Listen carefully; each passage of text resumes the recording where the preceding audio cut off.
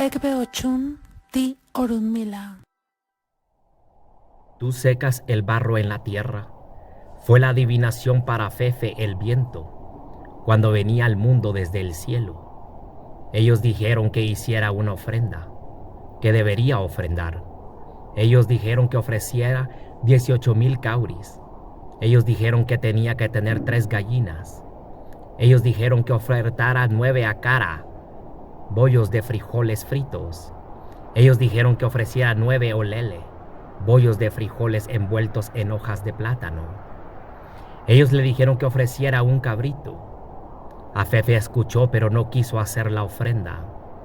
Él traía una calabacita que contenía un poder especial. Dijo que con su poder no le temería a nadie en el mundo, y luego se marchó.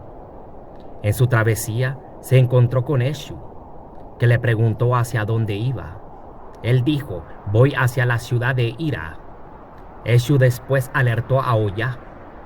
Le dijo que desde el cielo estaba viniendo un visitante peligroso a la ciudad. Él dijo: debes preparar alimentos para recibir al visitante. Ella lo hizo.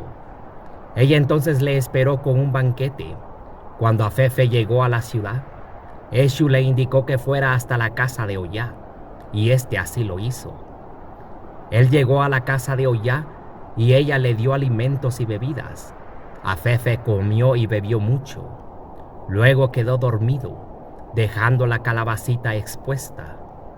Oya entonces se apropió de la calabacita, y cuando Afefe despertó, ya no pudo hacer nada para recuperar su poder. Desde ese día pasó a ser esclavo de Oya, y es por eso que Oya domina los vientos.